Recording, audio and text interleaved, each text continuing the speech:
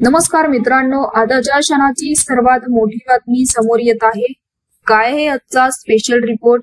सविस्तर बातमी जाणून घेण्यापूर्वी आपण चॅनल वरती नवीन असाल तर चॅनलला सबस्क्राइब करा, बेल आयकॉन प्रेस करा।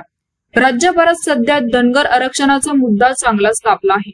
धनगर समाजाला एसटी प्रवर्गातून आरक्षणाची अंमलबजावणी व्हावी यासाठी राज्यातील वेगवेगळ्या भागात धनगर समाजाचे कार्यकर्ते आक्रमक झाले आहेत।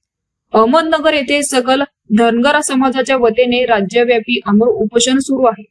अहमदनगरच्या नेवासा फाटा येथे गेल्या 9 दिवसापासून आंदोलन सुरू असून सरकार दखल घेत नसल्याने जलसमाधी घेण्याचा इशाराही या आंदोलकांनी दिला होता।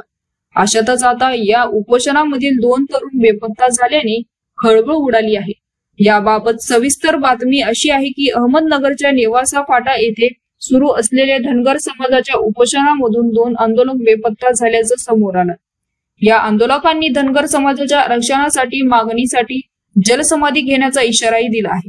तर मित्रांनो, याविषयी आपलं मत काय हे आम्हाला कमेंट बॉक्स मध्ये नक्कीच कळवा आणि चॅनलला आणखीनही सबस्क्राइब केलं नसेल तर चॅनलला सबस्क्राइब करा, बेल आयकॉन प्रेस करा, जेणेकरून असेच नवनवीन व्हिडिओ आणि राजकीय घडामोडी सर्वप्रथम तुम्हाला या चॅनल वरती बघायला मिळतील।